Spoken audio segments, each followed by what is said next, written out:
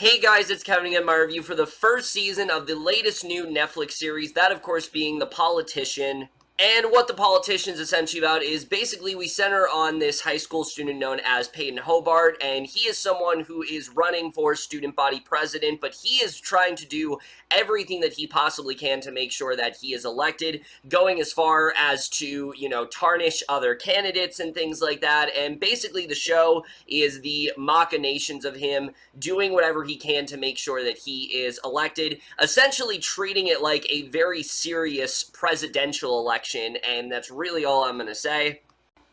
So The Politician overall, I was very excited for this show. Just hearing that Ryan Murphy had this deal with Netflix, I was really excited to see what he was going to bring to the table. I figured that, this would be something that he would be able to do stuff here that he really couldn't do anywhere else. It was really interesting to see how he was going to lend his talents to that, and just the premise alone sounded really intriguing. It seemed like it was going to be something that I really would enjoy the hell out of. I love the cast. I really love the premise.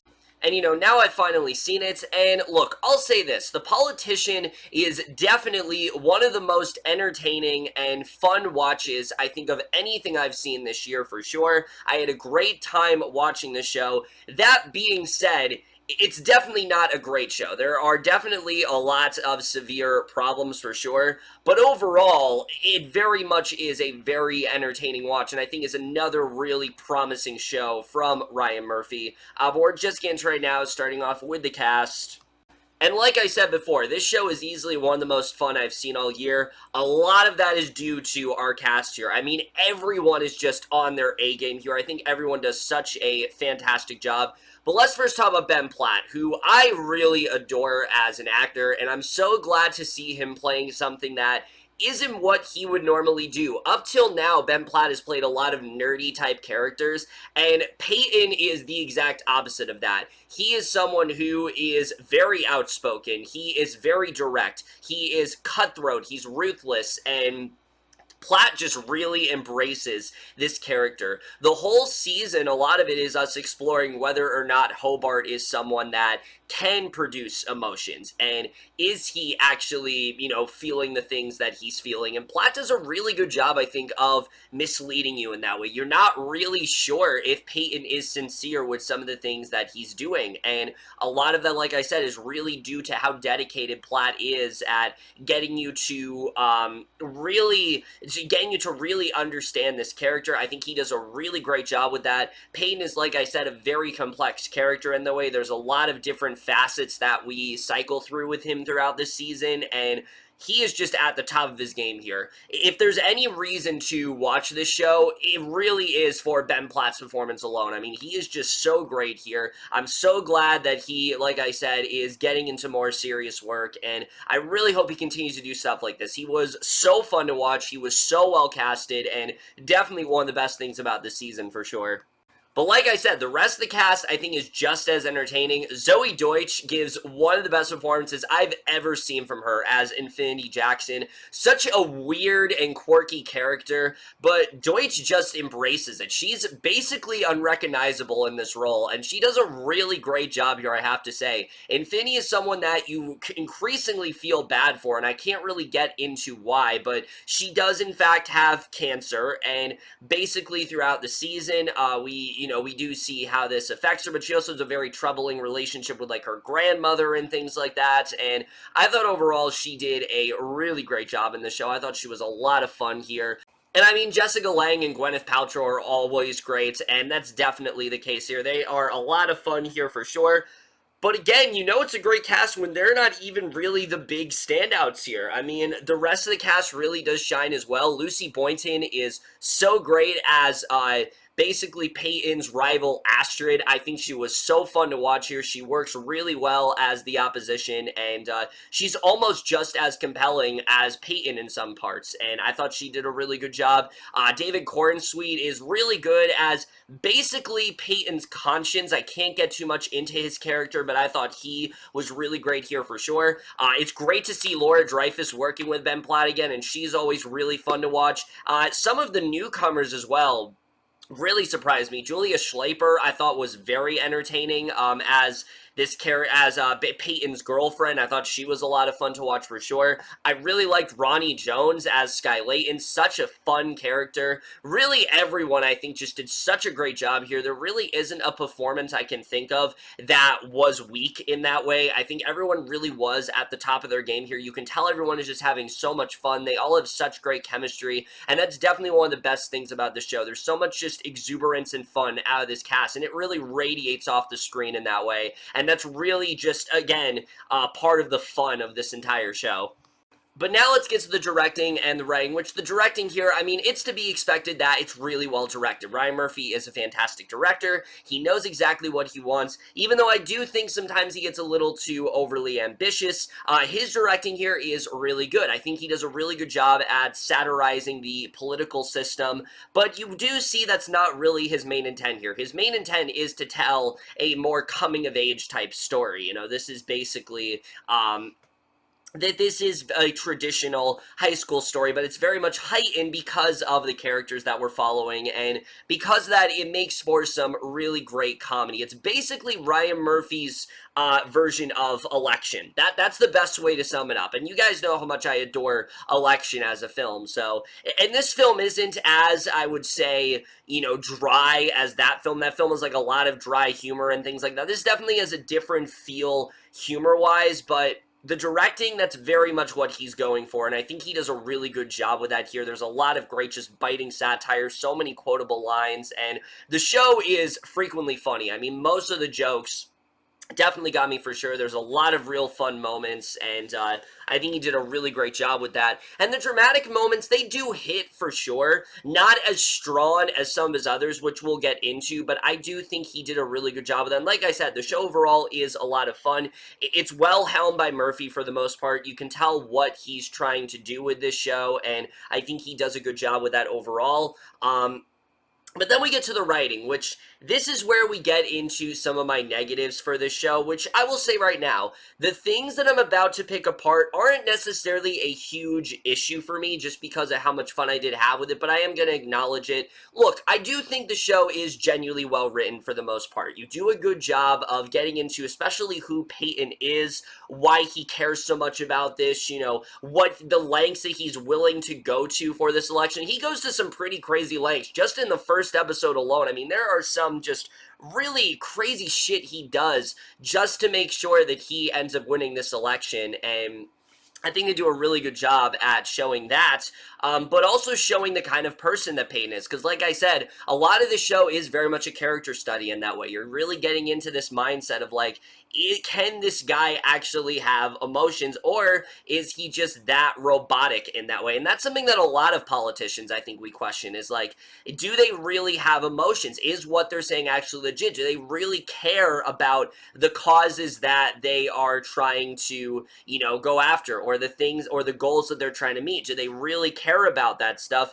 Or is this just them putting on a mask to curry favor so they get those votes? And that's something that we do very often explore with Peyton, and I think they did a really good job with that. It makes for a really compelling lead character in that way, and I think Peyton is definitely, out of everyone, he's definitely the most well-written character, and I think the most consistent character as well, which is something that I can't say about a lot of Ryan Murphy shows. Like, again, as much as I do think Ryan Murphy's a very talented writer, continuity is not his strong suit, and I'm happy to say that there is definitely a good amount of continuity with the show, and I think he does, you know, I think when it comes to Peyton, that character is very well written.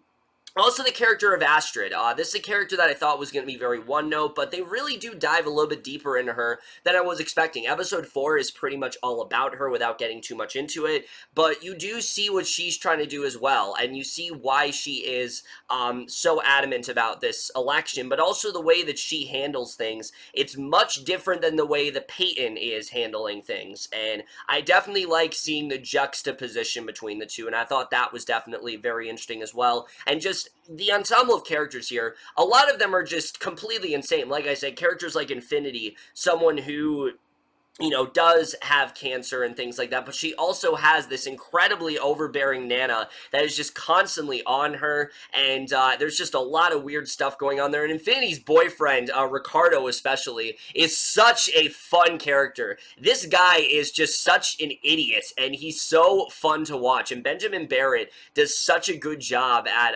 playing this character. He was such a highlight for me throughout pretty much the entire show. This is a character that I was pretty sure I was gonna dislike, but pretty much from his first episode, I was like, I fucking love this character, and I couldn't get enough of him. There's a really weird dynamic with him and Infinity's Nana, but they really make it work, and I thought he was just so, I thought as a character, they just did so much fun stuff with him, and that's the thing, like I said, even though some of these characters aren't the most well-written, they're always a lot of fun. They always find things to do with these characters to at least keep you entertained, and I think they did a good job with that, but there are some characters they gave a little bit more to than I was expecting. Georgina, for example, Peyton's mother, she's actually dealing with a very interesting debacle in the show that I don't want to get into, but what she was going through and the main struggle that she was kind of like, the main dilemma that she had to face in the show, I actually thought was really well handled. It was surprisingly very emotional, and I think they did a really good job with that. It's something that I think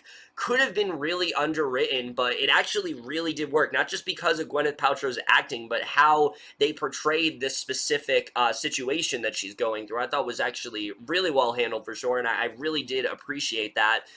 So yeah, most of the writing here is really solid. Again, the show does a good job of getting you to understand the campaign and things like that. So where does it falter? Well, just like a lot of Ryan Murphy shows, it does have the problem of having a few too many characters. Peyton has a lot of campaign managers, and the vast majority of them are pretty much underwritten, and they do have stuff eventually, but they do very much feel like they're coming out of left field. There's one twist especially that, while I do think it's kind of a fun twist, it doesn't really do much of anything in the grand scheme of things. It kind of just feels like it happened so a certain plot revelation could take place, and I wasn't really all that into it. I think they could have handled a lot better, and that's the other issue with this season, is that because we only have 8 episodes, some plot developments that you really want to happen, they do happen, but they're not as satisfying as they could have been. So because of that, while I was overall having a lot of fun, there were some points where I'm like, I probably should be feeling a little bit more here. This probably should feel a little bit more satisfying, and while it is because of how much you care about these characters, it isn't as satisfying because I feel like if we would have gone 2 or 3 more episodes to fully flesh everything out, then I would have overall been satisfied. And like I said, the season for the most part is genuinely very well structured and things like that, but it is only 8 episodes, and I do think they would have benefited from 2 or 3 more.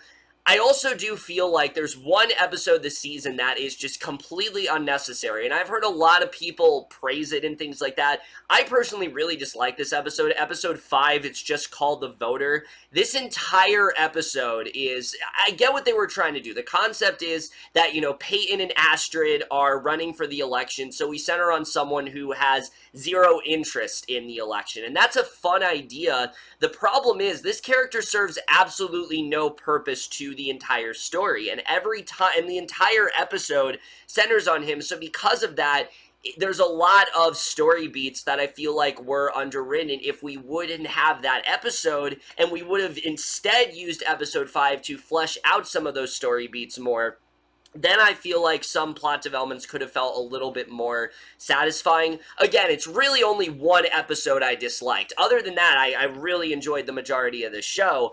But that one episode, I feel like could have been cut from the season entirely, or it could have been like a quick 10-minute gag. I don't think that needed to be an entire episode, and it's 25 minutes as well, which is really strange. Most of the episodes of the season, they clock in at least 40 minutes, so the fact that this one was only like half of that was really bizarre, and I don't really know what ended up happening there. I feel like this season again, you could have still had that episode, but you should have just had it be like the first 25 minutes and then have the rest of it be what's actually going on, because it just felt off from the rest of the season. It could have been just me. I've heard a lot of people. I talked to a friend actually who was watching the show as well, and he didn't seem to think that way, but I don't know. Something about that episode just rubbed me the wrong way, and I didn't really feel like it belonged in the season, but whatever. Overall, the writing here is pretty solid. Overall, I think they do a good job with it. Again, there are some plot developments that I think could have been better, but for the most part, I was definitely into the writing for sure. Cinematography-wise, I mean, it's a Netflix show. It looks really good. Definitely, cinematography-wise, not a ton to really say there. I do think the show has a really nice style to it and things like that. And the score. The score plays a much bigger role than I was expecting. I overall really did enjoy the main score here. It was very... there were parts of the score that kind of sounds like a Western in that way. It's kind of cool the way they go about it. And that's kind of like a Mexican standoff sort of score that plays a lot. And I thought it was very entertaining. It really did heighten a lot of the intensity and things like that, and I really did appreciate that here. But the show does actually implement a few musical numbers, not musical numbers where they burst down the song. They keep it all pretty much, they try to keep it as diegetic as possible, which I definitely did, which is definitely something that I appreciated, but it also does a good job of utilizing Ben Platt in the best way, because, when people think of Ben Platt, the first thing that comes to mind most likely is Dear Evan Hansen, so I think they actually did a really good job of utilizing it, and not trying to do what Ryan Murphy often does, where he'll just randomly turn something into a musical. So I think he wisely, and this is really the first time I've seen him do this, like American Horror Story did it, Pose did it earlier this season. This is the first time where I've seen him add music into something without turning it into an all-out musical, and I did very much appreciate that here. And again, it makes for some really nice songs from Ben. He doesn't sing a ton, but there are about 3 performances in the show. One of them I have not been able to stop listening to. It's this great duet between him and Zoey Deutch's character that I really adored. But I definitely did appreciate that for sure. And the editing, like I said, the pacing for the season is a little wonky. Some episodes are only 50, and some episodes are the standard 50 minutes, but some are only like 42. Then there's that one episode that's 25, and I do think they would have benefited more if the episodes were a little bit longer, if they would have given them a little bit more time to flesh some things out. It would have overall been a little bit more satisfying overall. I will say this, though, without spoiling anything, which, trust me, I will get into spoilers soon.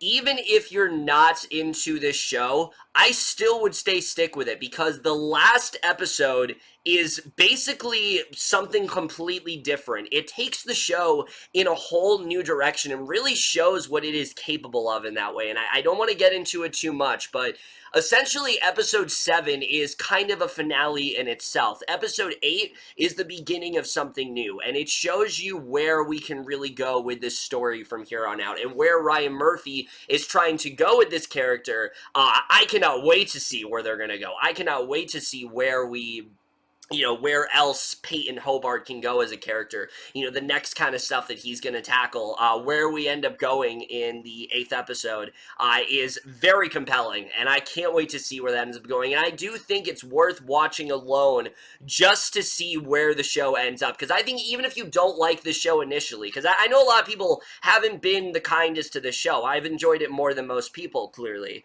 But even if you don't like the show, I think by episode 8, it might actually hook you in. I think you might actually want to continue after episode 8, just because of how different it is tonally, but also how different it is story-wise. It's something different entirely that I'd love to get into, but again, I don't want to because spoilers, but it's worth watching alone for that. So, I think I've talked enough about what I really do love about the show overall, trying to be as vague as I can, but now I really do want to delve into spoilers, because it's one of those shows where it really is hard to talk about without getting into them, so we're just going to dive right in. So, yeah, first episode already, huge revelations happen. We don't have Astrid at first running against Peyton, which was jarring to me, because all of the trailers made it seem like that's what it was going to be. So I'm like, all right, how is Astrid going to get there? turns out instead we have instead we focus on this character River, who is, like I said, very much serves as Peyton's conscience throughout the season, but for this first episode he is the person that he's running against. But you also see he has this very close relationship with him, and the moment where River killed himself, I was in shock, but it also made sense to me why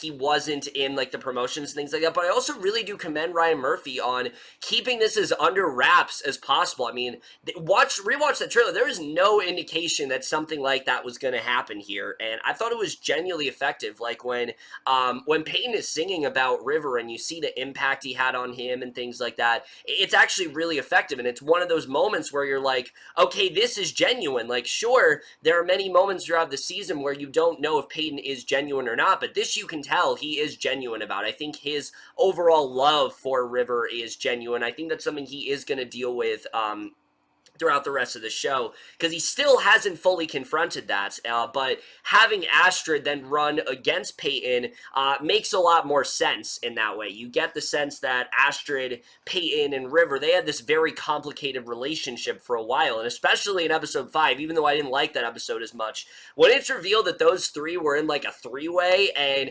Peyton and River kind of had feelings for each other, and Astrid felt trapped in the middle, it just makes so much sense, and they do a really great job with, I think, planting the seeds there, and that's something I really did appreciate here for sure. But of course, the other big reveal that I really didn't want to get into, Infinity doesn't actually have cancer. Now, this I did very much predict. It wasn't something I thought they were gonna do, but I thought, you know, they have Zoey Deutch, such a talented actress. Wouldn't it be really funny if it turns out she didn't have cancer and she was faking it? But it wasn't in the way that I was expecting. It's more of basically a real-life version of the act, but even more fucked up, surprisingly. Because basically she's genuinely convinced that she has this cancer. Peyton tries to tell her otherwise, but she doesn't believe him. And then we find out that her Nana has gone as far as to make sure that she raises Infinity. She literally poisoned her mother and things like that. All that crazy shit. But again, I like the show had fun with that. Like, that was something they could have taken so seriously, but they really do have a lot of fun with it. And especially getting Ricardo in on the act. And the moment where basically he finds out about this, but he's dumb enough to go along with it, and he's dumb enough to actually listen to Dusty. That's why I love that character so much. Moments like that, I mean, he just made the dumbest choices, but again, he's just such a fun character in that way, and I will admit, there was definitely a certain justice in seeing Infinity, move away from Dusty, find a way to, get her arrested, all that kind of stuff, let her know that, like, she wasn't going to take shit from her anymore. But again, I do think that's something they could have explored a bit more. I do wish we had 2 or 3 episodes to fully flesh that out a bit more, just because it would feel overall a little bit more satisfying. But I do like that we now have an Infinity that is far more confident, that doesn't feel like she's, dying and things like that. She knows what's actually going on. She's far more in tune with what's happening, and she was one step ahead of her Nana in that way, which I very much did appreciate. And I think they told that story overall pretty well, and I definitely did like that for sure. All the stuff with Peyton, though, and how this affected his reputation, while it definitely was rushed, I thought overall it was definitely fairly effective. Especially seeing how much he wanted this and how much he worked for it.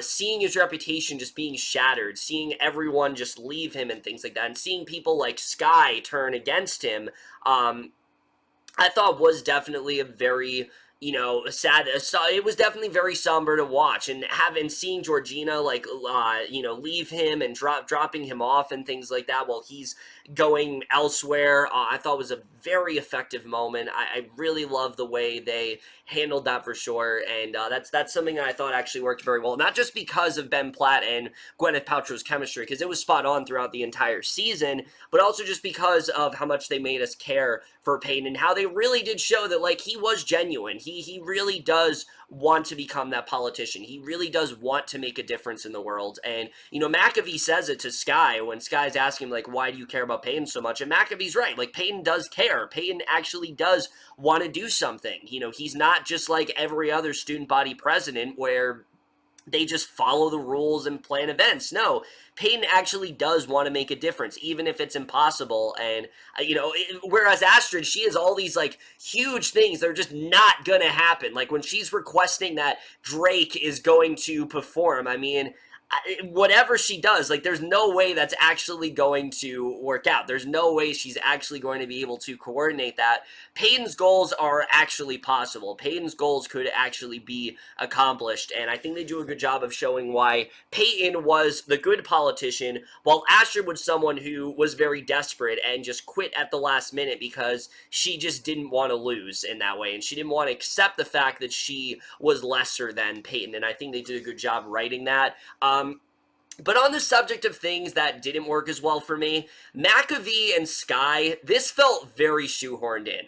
I did not really buy this dynamic very much at all, and I think they could have made this work, for sure. Like, I was intrigued by the idea that these two were having this, like, affair and things like that. I was kind of into that idea, but I think they could have gone about this a much different way. You could have had something where McAfee is, like, exploring herself sexually, and she kind of uses Skye in that way. Meanwhile, Skye, we see, is doing all this evil shit, and she tries to poison Peyton and things like that, and, you know, that whole thing just snowballs. And I think, again, if they would have maybe paced that better throughout the season, it could have been a little bit more effective in that way. But seeing that shut down basically once it started, that's why that plot line just didn't really work for me. This and same goes for the stuff with James. I just, all that stuff, the stuff with him and him being against Peyton just didn't really go anywhere in the grand scheme of things. I think they could have handled that a lot better, for sure. So again, when referring to things that I thought were rushed and didn't really work, that's really the main thing I'm alluding to.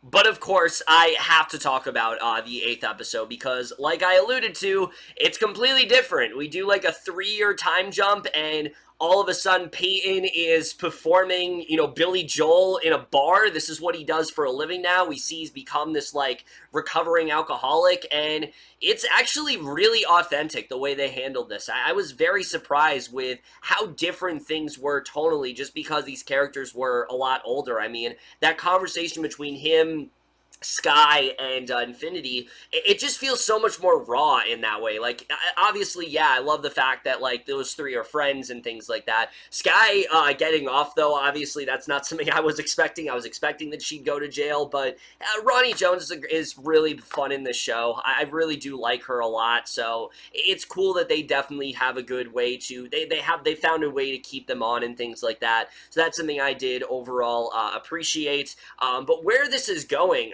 it is basically like a getting the band back together sort of thing, but I don't think they rushed it at all. It actually felt very well paced out that, you know, they've been separated for a while, but they all find a way to come back together. You know, McAfee's trying to become like an intern for Dee Dee Standish, but she basically shuns her away because she's too young and things like that. I love the joke that, like, she talks really fast and all that kind of stuff, because, like, yeah, she talks like 80 miles a minute, and I thought that was definitely a lot of fun. The way she kind of, like, brings everyone back together, all of a sudden, McAfee has a much bigger purpose than she has the entire season. Look, I love Laura Dreyfuss. I think she's a very talented actress. I think she's a lot of fun. I even liked her on Glee season 6 when she was on that. Even though she didn't have a lot to do as that character, I always thought she was a very fun actress, and I always thought she could do some really fun stuff. But I really like seeing her here. I like that they're already giving McAfee a bit more of a purpose than just she's a campaign manager. There's more than that, and I definitely really did appreciate that here because she already has some intel about Dee Dee Standish and things like that. So I really like the way they handled that, but I especially like the way they handled stuff between Peyton and also the character of, you know, his girlfriend, or his ex-girlfriend. I was surprised with the way it went at first with him and Alice. I thought for sure that, this was going to be really cheesy, but it makes a lot of sense. You know, a lot of people were saying, oh, why would he still be pining for her? Well, you have to just assume that Peyton's life has just not been that great for the past 3 years. You know, he lost the election, you know, by what he almost won the election, but he ended up losing it by like that one vote and things like that. And basically, you know, Astrid ended up winning because of that, and it ruined his entire reputation. He became like an outcast and all that kind of stuff. And so he's really fallen on hard times, and I think one of his fatal errors was not looking back at Alice. Those two did have a really good relationship, and you see that while Alice does still care for Peyton, she's clearly moved on at the same time. She's ready to get married to this guy, and the moment where he's suggesting that, like, they run away together and all that stuff, it was genuinely kind of heartbreaking, and her going back to Peyton was surprising for sure. The guy she was getting married to, I wish we had a little bit more context there for sure. I don't know if I love the fact that she just ran away from this guy, but it keeps her in the show. I like that Alice is still there. I already like her more than I did in the... It's not that I didn't like her in the first few episodes. I just didn't really feel they gave that character all that much to do. It was a lot of just... you know, I'm mad at you for not looking back at me, so I'm going to be this bitchy character now. But now she has a little bit more of a purpose, and I definitely did like that here for sure. And I think a large part of the next season is going to be her and, you know, her and Peyton trying to rekindle their relationship and things like that. Hopefully they're able to do that. You know, I like where that's going for sure. I also like that River is still in the show as Peyton's conscience in a sense, and I like where they're headed with that as well. But Dee Dee Standish, I mean, already is a far more compelling villain than Astrid was. And I liked Astrid. I liked that she was someone who was ruthless up until the point where she realized she was defeated and just accepted it and wanted to just move on entirely. But I really love where this character is going. Her being in this throuple, basically, and her being very ruthless in that way. I mean, Dee Dee Standish seems like a far more worthy opponent to go up against Peyton. Someone that could actually beat Peyton in that way. I think the stakes are going to be a lot higher. And also, just having Judith Light and Bette Midler on a daily basis, you know, on a starring basis next season is going to be so much fun. I already love these two in the show. I love their inclusion here. I love Bette Midler especially is already just making me die of laughter, and I love what she's bringing to the show. So I can't wait to see what she does here. Jackie Hoffman as well. I mean, just I think it's going to be a really great second season. And again, this is a really great way of keeping this concept. You know, Peyton is someone who is very adamant about becoming a politician in some form. He wants to make sure that happens. He wants to be president one day. He wants to eventually get to the White House, and he's doing whatever he can to accomplish it. And I think this is a really good way of making sure that even though we are focusing on the same characters, it's a different election every single season. It keeps the show fresh. It keeps it exciting, and I hope that's what ends up happening next season. I think there's a lot of possibilities here. I love where we're headed, and it's already far more interesting than Season 1. Season 1 was definitely a lot of fun for sure, but Season 2 I think would be some genuinely really compelling television. I'm excited to see where we do go with it overall. So overall, guys, while The Politician is definitely not a perfect show, it is heavily flawed for sure. It's easily one of the most entertaining shows I think I've seen all year. The cast is top-notch. Ben Platt, Zoey Deutch, Lucy Boynton, Benjamin Barrett, absolutely the four standouts here. They all do some fantastic work. Gwyneth Paltrow and Jessica Lange are also fantastic, but that's to be expected here as well. Really, everyone does a great job acting-wise. It does a fairly good job, I think, as well as being a really good social commentary on just how far people would go to become a politician, how far they would go to win elections, and if they actually do have emotions in that way. There definitely are some plot developments that do feel underwritten. There are definitely some things that I think could have been handled a bit better. But at the end of the day, I had a really good time with this show. And I am going to give the first season of The Politician overall a B. But overall, guys, in my review of the first season, The Politician, let me know what you guys saw this season overall. Left your thoughts, and we'll see you guys in my next video, and we'll see you guys for that. Okay, bye.